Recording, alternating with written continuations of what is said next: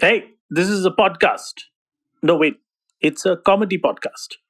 Well, we tried to make it a comedy podcast, and it's not meant to offend anyone. So don't get offended, okay? And wait, there's something else. Oh, yeah, yeah. Listener discretion is advised.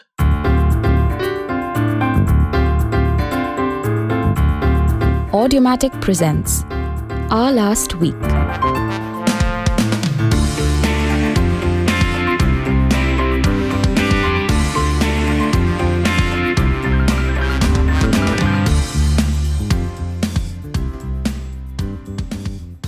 Hi, Pal. Okay, you go first. I'll say first. Yeah, you say first. Hi, Pal. Hi, Kunal. How are you? I don't know. The thing is, this is the first time in all our years where we've both spoken at the same time. Yeah, well, not in a sentence, but at the top of the podcast. Yeah. There was, I don't know if you've ever seen a film called Khoon Pasina. No, I haven't. No. So, in the old days, they used to make films where there would be a plot climax where two like lost brothers or friends, Right. they'd have a phrase Yeah. between them. And then they'd, in some climactic where they're about to hit each other, they'd both say the phrase. Yeah. And that way they'd know that they were childhood friends. Right. And say that was the critical. But I've always wondered, like, that's not a clue, like, what if someone else knew the phrase? That's what I've also wondered. Yeah. So in Khoon Pasina, the phrase was Kasam Aslam Ka. Kasam Aslam ka. Yeah, because Aslam was a third friend who died. Oh. So only Amitabh and Vinod Khanna, before threaten each other in that final scene of the film, saying, I'm going to beat the shit out of you, Kasam Aslam Khan. They both say it at the same time. And that's where they both realize, oh, we are the pack of three and Aslam is our third friend. And suddenly they hug and everything's made up. But there's never any, they don't go into the detail of how they know the phrase. And whether it's some other Aslam, there's never any double checking Yeah. or historical verification. It's it leads to hugging, and it just sort of It just kind of yeah, resolves. yeah. And I always feel people speaking at the same time. There's Javed Akhtar screenwriting magic in the old days was supposed to signify, some revelation. Right. So as That a we're thing. both going to realize the same thing at the same time. Yeah. That kind of thing. Yeah. It was like a big thing. Hi, Kunal. Hi, Pal. So, given this, we're talking about friendship. Yes. There's a new film by the playwright Martin McDonough, and it's about two guys in Ireland, and they both sit around a pub and drink and talk nonsense. For years, they've done it. Till one friend says to the other, I don't want to speak to you anymore. And the other guy says, why? And he says, no reason. Is you're an idiot, and I've only got this much time remaining, and I want to use it to play a musical instrument. I don't want to sit around talking to idiots. And the other guy can't understand why this guy would do this, because they've been friends forever. Why would you want? The guy says, no reason. I'm just done with this friendship. And do you think that sort of a breakup is much harder in one's 40s or 50s when you're one friend, because you probably by then have only one friend or 2-3 people who drink at a pub, and suddenly if you lose those friends, what do you have? Whereas the other guy is sort of like, I've wasted my life with this friendship. I could have had better friends, and I've got this little time, and I want to use it intellectually and not spend it drinking with these idiots. I guess there are two ways to look at it. Some people have those friendships from their young days to be reminded of what it was when they were young. Yeah. And they actually enjoy reliving that dynamic. Yeah. They actually enjoy reliving those moments of And how those they used to be. names, Those yeah. names, hey, Yeah. Pantya, all of that. Yeah, Like, yeah. like you're reliving those moments because you feel, oh, I'm reconnecting with Yeah. that aspect of. But Then some it comes people- down to the girls you loved and, those all kind of that, and like how, but no, Yeah. but what the dynamic in a group was. Where is Dole nowadays? Yeah, Like, what? Yeah. Why is that Laudu? Yeah, Something like that. But sometimes you don't want to relive that dynamic. it was shit in the first place. Sometimes that dynamic was not something you want to revisit. Yeah. It's not Because a, very quickly those old power structures will form. The yeah, bullies the same, will be the bullies. same Yeah. power structures will try to form. Yeah. Like, oh, this guy was like this guy is like this Yeah. guy. But now you in take the small bed, now you take the small bedroom. Arey, you fuck off, yeah, you Yeah. bastard, like, and all that shit will start. Yeah. And but sometimes you're in a place in life where you don't want to relive that dynamic anymore. You Yeah. don't want to sort of live that, yeah, because it almost feels like then I haven't changed at all then. Yeah. You don't want to be that person. Yeah. So I guess I can buy both. I mean, I can understand both, and people who want to relive that time of their past, or they want to move. But sometimes it happens with people who are in touch, and their relationship has evolved and it's changed. And then suddenly something were to happen, and one person just loses interest, or one person just Yeah. feels that They're like, I this just don't guy's want a fool. Yeah. this guy. Yeah, I just don't want this guy. Yeah. Don't want to talk to him anymore. I also like the idea that to discover late in life that you've spent many years with an idiot. To realize that I could have had intellectually better friends, but instead I had this idiot. And it was an easy friendship. And now I have less time. Let me see if I can do something better with my life. There's something sad and brilliant about that. Like we all have those friends where either we are the idiot in that relationship, or we have an easy friend because they're not too bright. They'll always sort of be a friend. All of us have that one weaker friend, that we're always, because this person's not going anywhere. Like imagine you got to a point where most people will be like, chal, this friendship is not hurting me or costing me anything. At least he's my friend.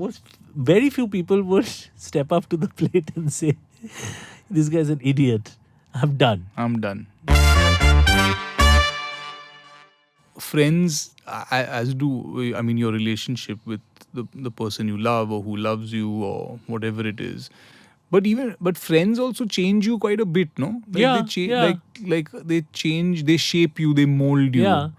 I guess at some stage, some people just feel that, listen, I don't want to be affected by this person This anymore. guy doesn't know anything. I'm becoming an idiot. Yeah, or he knows stuff, but like I just don't want to. I just don't want this interaction anymore. Like Yeah. I just don't want. I mean, in the film, the guy says, I want to talk to you about Mozart, and yesterday you spent 4.5 telling me about things you found in your donkey's shit. I don't want to talk about that. So you realize that you're just on different spectrums. Correct. So Correct. that's what I mean. Is a lot of times, my question to you is: do you think friendship is just because the person is there and it's convenient?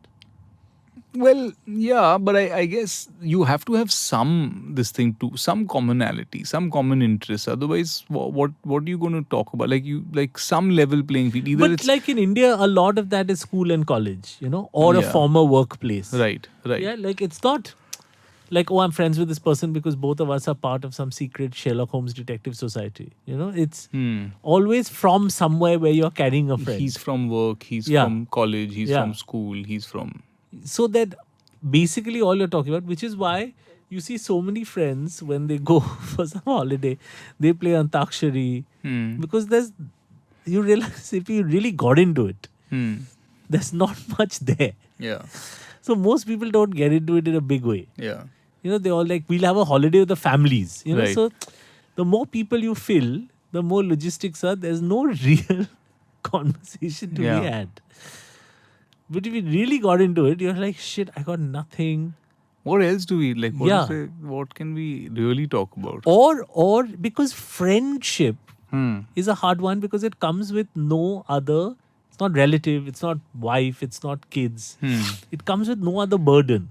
It doesn't have the responsibility of existing and you making it work. Yeah. It's just there. It's there. And it's work, but it's there.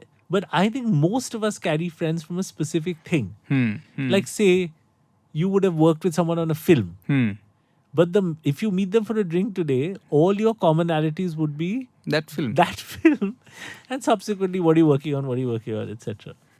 And then you have someone from your tennis or from your diving or from Yeah. school or college. But if you really sat down to the person saying, who I am in 2022, you, my friend, what do you and I have right now? Yeah. And it'll be nothing. It'll often be nothing. Yeah. If you take out that one thing. If you took out that whatever that brought, that in 2015 you met him while Yeah. doing Delhi Belly in Goa or whatever. And first 15 minutes are like, remember this happened and that happened and then, oh my God, that other thing. And where's he now? And then Then what? then it'll be like this only. It's like, listen, if you keep calling me in this movie, he says, you keep calling me, and if you keep bothering me, I'm going to start cutting off my own fingers. So don't ever call me again. Friendship is tricky. It's tricky. It's very difficult. Kunal, Yes. I have a conundrum about treating waiters. Now, this is coming from some producer mentioned something about James Corden, the host of a TV show. He's apparently a terrible person. He treats waiters very badly, and he's very mean to them, etc. Now, I know that you are not mean to waiters. Well, I'm not mean to anyone. I Yeah, try you're not. to be. And I try not to be mean to it. I find people who are mean to waiters to be the lowest. People who are rude to staff in a restaurant, no matter what level of restaurant or any sort of staff anywhere, I find them to be the worst kind of human being. Now, my question to you is, say, what if it's the other way around? What if a waiter is mean to you for no reason? So I was out with a friend, and this one waiter was being really snarky for no reason. Because he found me weak, I think, as a person, and easy to pick on. And so I said, oh, can we get this chicken roast thing? And he's like, maybe. I'll see. And he was just he was fine, but he Yeah. was being a bit of a dick Yeah. to me. And the thing is that then I have no recourse because I have chosen not to be mean, you know. So what do you do if a waiter is mean to you? Bartenders are often mean to me because it's too pressured, you know, in a bar and everything is hurried, you know. So like he'd be like, what do you want? The bartender will come up quickly and you'll say, but very quickly you'll have to say one gin. If you take a little time and the bartender will look at you and be like, come on, you know, like, Yeah. and I get very nervous. I In fact, I get tongue tied yeah, sometimes. yeah. And nowadays bartenders look like movie stars, Yeah. you know, so And they look like they're always busy. very busy. Even if there's no one behind. That's why the they thing. throw bottles up in the air for no reason. Yeah. You know, they spit fire. It's all Because they're part of that asking you speed. a question in the middle of a bottle flying in the air. Yeah. So before it comes down, Before it you comes have down, to you know have to your tell drink. me, Yeah. what do you want? Yeah. The bottle is landing, say Yeah. fast. Whiskey. You just say anything Yeah, because you're nervous. So if wait staff is hard on you, Yeah. it's difficult. It is Yeah. tough. I mean, you should suck it up. I generally like to put myself in people's shoes whenever they're in a weak moment, they're being rude or nasty. I like to, try to think, how has their day been? How has this thing been? Yeah, like, maybe I'll forgive this one. One more, two more. Then after that, then even I get curt. I don't get nasty. Yeah. I don't get mean, but I get firm and curt. Yeah. I get curt. Yeah. Yeah. Like I've been curt recently to someone who was ignoring my son because he's just a kid and he was just ignoring him and like not like Taking his responding or order, not yeah. like whatever, he was not getting it right or whatever he was. So I was curt with the Yeah. person. I wasn't nasty. This is an adult. Please Yeah. treat him like an adult. Yeah, no, I was just like, excuse me. me, उन्होंने कहा था ना, Yeah. तो क्या हुआ? Yeah. So I was just a little bit, Yeah. but I was, I was a little bit, and it was very rare for me. I don't generally get like that, but I like to. I mean, generally before doing that, and like, if someone's being rude to you at a table or rude to this thing, then I guess generally you give a little leeway, and then after that you start cutting the tip. Yeah. There's at some point, I think if any rudeness comes anyone's way, Yeah, then at some point there's an evil streak in all of us that Yeah. sort of comes out. you know? correct. Like we could all be James Corden, but it's lying dormant. Yeah.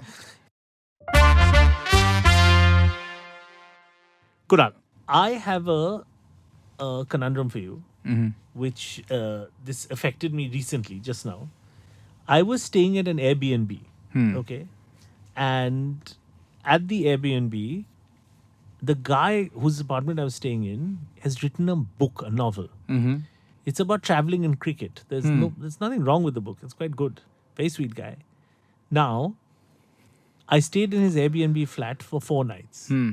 Now, the apartment was a little dirty, but we became friends. He's a very sweet guy. He wants me to read this book and make it into a film. or he thinks that it'll make a very good film. Now, I want to actually three different things, three different conundrums. One, the apartment is a little dirty, but it's a lovely apartment. I want to stay there again. I want to give it an honest Airbnb review. And I don't want to make his book, which is quite bad, into a film. So how do I lie to him and string him along? Because I do want to stay in his apartment for a number of times when I go back to the UK. So I'm looking at a long relationship. He'll expect me to do something with the book. And the cleanliness thing, I think I can just lie and write a review saying it was clean, but it was quite dirty. So how do I reconcile all these 2-3 different pieces? I think that what you got to do in such a situation is you know how men promise marriage. Yeah. And string women along for a long time. Like, you know, of Yeah. course. अरे मैं we'll तो marry, शादी yeah. करना चाहता Yeah. हूँ. मैं I love 100% you, I yeah. love you. मैं तो Yeah. हम तो शादी करेंगे. Yeah. Definitely, I'm going to leave my wife. Yeah. So I'm saying that maybe one way to go and to get a better rate also out of him Yeah. is to start saying that this has a lot of potential. is the I'm answer. really feeling Yeah. that this can be something. Yeah. I'm going to start talking to people. Yeah. I just need a couple of months to, there's one project that's there. Yeah. On my next trip, Yeah. by the end of it, I might, I'll bring this up with my with my And agent. constantly stay in his house. Constantly stay there. But it's like that, that promise And of... now don't write the honest review. No, forget the yeah, review. yeah. What is the review? That's not a No, because I commitment. tell you, there's a further slyness. If I write the bad review anonymously, then maybe it'll reduce the price of the Airbnb and I string him along. Yeah. So am I winning both sides? Yeah, I think you can. You can then... This podcast will be the death of me. All my evil plans. So then you write the review saying Yeah. that, it was dirty. Very and dirty. So very no dirty. one else will sign up. Yeah, no one So- will sign up. Then you have full control. Then You I say- almost own him. Yeah, and then you say that, I think that we should do this in a partnership. Yeah. You start reducing the... You don't have to pay me. You don't have to pay me. Just let me stay in your... here for a little while. For development work. And I'll do the development. Yeah. So basically I'm trying to get a free place Yeah. in the UK. Basically, he's given you an opening. Yeah. And he's also like, shit, I don't know why no one else is signing up for Airbnb. I'm going to write a 3-page note on this thing. Yeah. It's going to be a light treatment. Yeah. Yeah. And then you start, you send him one or two things and saying that let's do this together. Yeah. Yeah.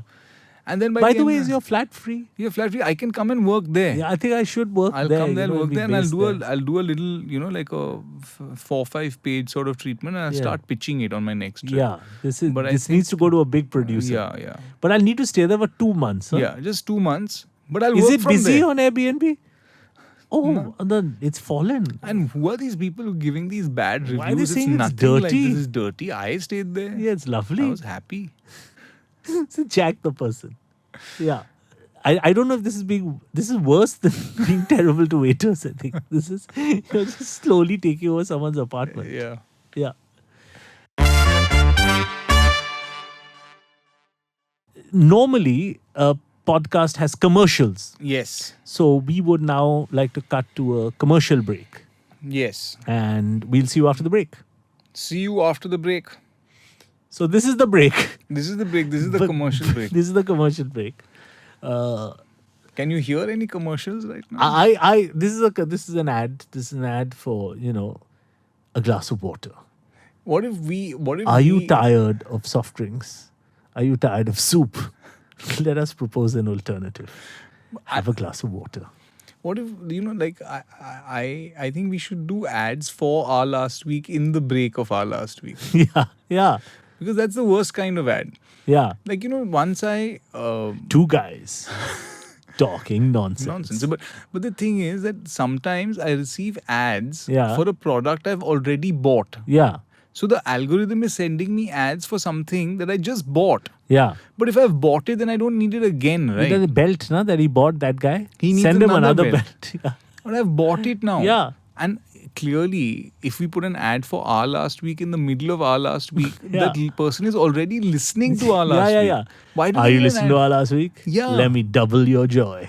Let me Listen to Our Last Week. But I'm Listen to listening. your- Now you're going to advertise your and show the in week the middle before. of your show. Listen to your last 2 weeks. Yeah, Yeah. that's too much. So this is the break, and now it's over. Bye. Bye. Kunal, Yes. I want to give you examples of couple of instances of I guess you can't even call it modern art, postmodern art. It started with our chat about Shilpa Gupta, who's a very famous artist. And she did a thing, I think it was called Dead Poets Society, was the name of the exhibition, where she put a bunch of books of poetry on spears Yeah, I saw that, yeah. in It was very, it Kochi. was quite an experience to be in that room. Yeah, so large room, spears. On top of the spear, there were books, open books. Some letters, books, I think it was sheets of paper with the poetry, and then the spear was going through the Through the book. poems. Yeah, so it through was the about poems. persecution of. Correct. Now, my conundrum is that does art have to be anything? Like, for example, the Danish artist, a Danish artist at a gallery last year in Denmark, did an exhibit called Take the Money and Run. Yeah. Yeah, and you know this. It was Yeah. 80,000 euros he was paid to create 2 installations, and the theme was art and money. That was the theme he was given, and he sent them 2 empty canvases. He took the 80,000 euros and ran. Yeah. And he said, what better statement can be there about art and money than taking the money and And not running. giving you the art? Yeah. And I'm telling you, I've taken the money and I'm running. So perhaps now, does art have to lead to a product, or is the concept in itself strong enough? I think it's a combination of things, right? Yeah. And ultimately it's a story. Yeah. Art is also the story of that art. Yeah. The And story is now the main thing. So now I think that the main thing in this Yeah. is that it's a story now. Yeah. Like, say, sticking a banana on a wall Yeah. is a story there. Yeah. That there was this guy, he stuck Yeah. a banana. So you're not actually paying for the banana and the duct tape on a wall. Yeah. What you're paying for is the story. And that was a big thing in last 2 years ago, right? Yeah. The guy stuck a With banana, on the wall, and then yeah. it became a big thing, and Yeah. it's like, oh, and it's sold for a lot of money and whatever. But I'm saying that what's selling there is the fact that people start talking about it. Yeah. So then are we just saying that art is something that people just talk about? Yeah. Then are we just saying that, oh, this story now of the guy running away with the money Yeah. is worth a lot of money? Yeah. It's the story of the guy running away with money. Yeah. Now I'm So telling what you, we are buying is this concept that he's come up with. yeah, so now when anyone buys those 2 blank canvases, Yeah. it automatically comes attached with this story. Yes. That these are those 2 blank canvases that Yeah. gave rise to that story. Yeah. So what you're ultimately buying is the story of that work of art. Yeah. So the Yeah. art itself, Yeah. and that is the concept of an NFT also. Like I guess in a sense, it's the story It of that piece. doesn't have to be anything. It doesn't As have to long be as- anything. It just has to be like, as long as it becomes a story. And technically, if I commission someone to do a work on art and money, and it's about art and money, there is no bigger statement than stealing the money. Absolutely. So what's actually happening is that the piece itself is not of value. No. It's the story The attached. conversation around the it. conversation that, oh, it's worth a lot of money. Yeah. And oh, it's gone for so much money. So now I'm actually buying the story of that piece. Yeah. So again, I'm buying a story. Yeah. The other thing is that now art also tries to shine light on certain social causes or this thing, or like a social issue. But unless it's got a story around it, Yeah. then it's going to live on. I mean, think. for example, what is better, the Mona Lisa, a finished painting by Leonardo da Vinci, or an empty canvas where there's a story that an Italian man called Leonardo da Vinci wanted to paint the Mona Lisa, but she didn't show up that day. So instead you get a half-painted canvas, or a missing frame. Nowadays it's almost better not to paint the Mona No, Lisa. don't do it. Do not don't do it. Do the Story instead. story. So the two, I just want to finish by talking about two pieces of work and what you think of them. One is in 2004, the artist Mark Wallinger, Yeah. who ended up winning the Turner Prize, sent in a video, and the video was about an art opening of his in Berlin, where the audience came, being promised there's a new premiere of work by Mark Wallinger, Yeah. and they're invited to a cocktail party. And there was nothing on the walls. It was just a cocktail party. And the work was Mark Wallinger himself roaming around the party dressed as a giant bear. And this started a lot of conversations about, obviously anyone can have an exhibition with art on the walls. But is the next step of it where the exhibition itself is the work of art? Because the artist is roaming around as a bear, talking to people. So, I mean, would that qualify in your books as art or not art? See, I don't know honestly what qualifies in my book is I don't know. I guess things that I like, no matter whether it's a poem or a play or a film or a painting or a sculpture or or a carving on a temple. If I like it, for me it's art. Yeah. Like I guess I don't really. If something resonates with me, Yeah. and I see some skill behind it, and I see that this is a wonderful expression, or there's beautiful aesthetics behind it, then for me that's But art. this is definitely starting a conversation. But that's what I'm saying. That it's easy. I think it's easier to start conversations. Yeah. Then, for example, paint the Sistine Chapel. Yeah. Yeah. Like Or do Ajanta Ellora. Yeah. Like say tomorrow, okay, Yeah. a guy was commissioned to paint the ceiling of something. Yeah. And he said, I'm going to do it only in human feces. Yeah, yeah, yeah. I'm just going to take my own shit Yeah. and I'm going to hurl it from Yeah. here and I'm going to see whatever sticks. Yeah. Okay. Sounds like my comedy career. Yeah. And I'm just gonna throw it up there and then I'm going to do some sort of performance thing and I'm going to move around. Definitely my comedy career. Yeah. And I'm saying that, see, there's no way it's not going to start a conversation. 100%. Like, how can it not? Yeah. I'm saying that if he just says that, then I'm just going to throw some pig's blood on the walls and then I'm going to be, and then there's just going to be tomato soup or ketchup No, everywhere. I can see the tour guide saying, see, this guy, he mostly did portraits in oil and canvas. But when he was given this ceiling, he decided to do it with shit and pig's blood. Yeah. But he's actually one of the greatest portrait painters of our time. What do you guys think of this? It was definitely, it's again, anyone can now in the 21st century paint a ceiling. Yeah. But how many can paint it with shit and pig's blood? And Not paint it. And the thing is that it will definitely start a conversation. Yeah. And we might even mention it on this podcast. Like we might even Yeah. we might talk about it. We might say, oh, this is whatever. People will give it the time of day. Yeah. It might not be finally considered art or whatever, but it will start a conversation. So It's is it very just hard- a conversation? It's very hard to stand out. Like, for example, the only way this podcast will stand out from millions of others, if, say, one of us strangled the other person live, live. Yeah. It had to be a live stream. a live stream where it's like, you heard about our last week? It was a He just cut normal. off his finger. He was normal just there and comedy suddenly he podcast. punched him and cut his finger. This one podcaster cut the other guy's finger off. The other guy bled to death. Yeah. And Then- he locked the room from the inside also. Yeah. He was shouting for 3 hours. It'll Yeah. be huge. The podcast will be massive. This will then be the podcast that everyone talks about. Yeah. And one last piece of work I want to know, I saw it this time in London, where at one of the modern galleries, a performance artist decided he had a piece of work called Open. And Open was about artists who don't want to hide any aspect of their lives. So when you walked into the gallery and this artist was sitting on a toilet throughout the week of the exhibition, in the position of taking a shit.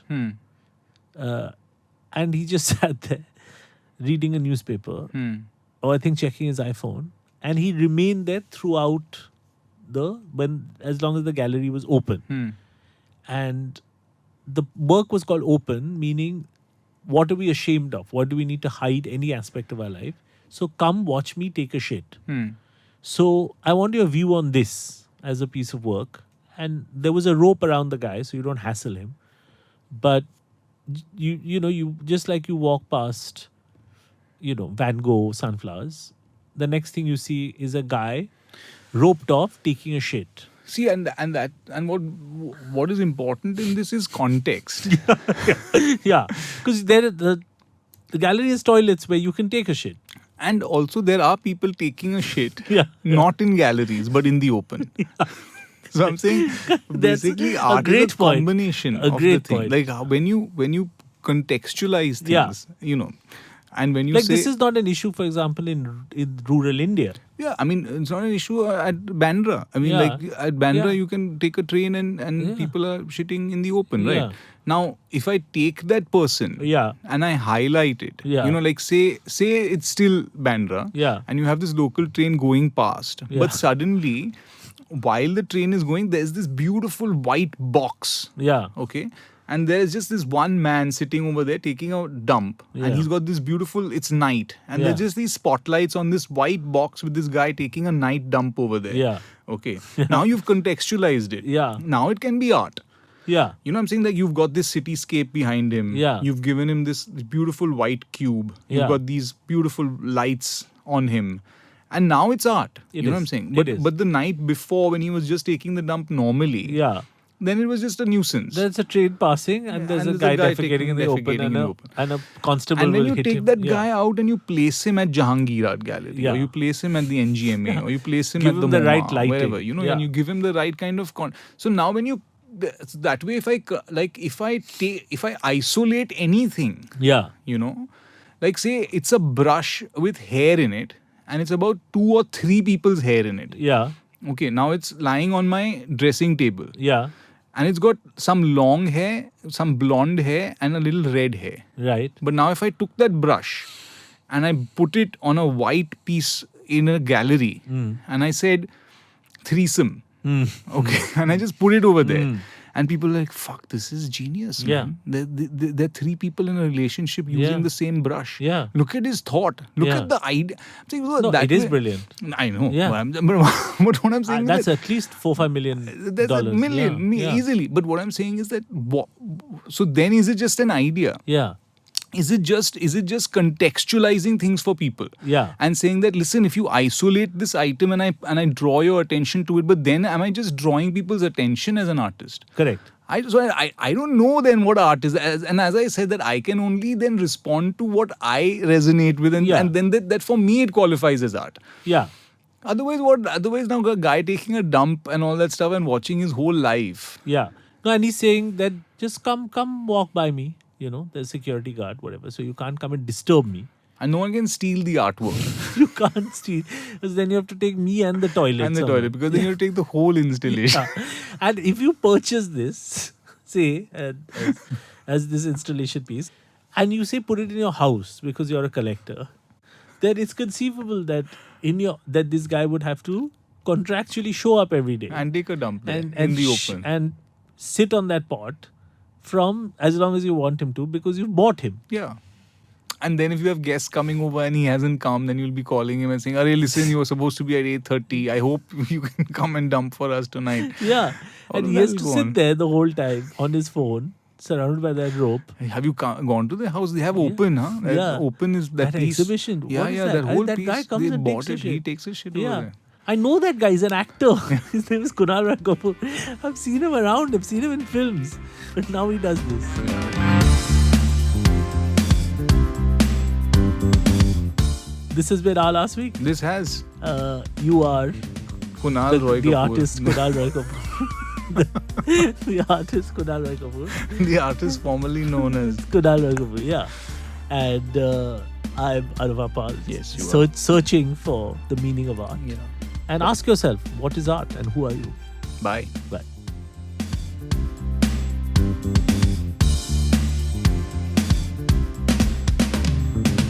You were listening to Our Last Week, produced by Rajesh Tahil and Avdoot Khanolkar, hosted by Anuvab Pal and Kunal Roy Kapoor, assistant producers Akansha Kadam and Rahul Vaswani.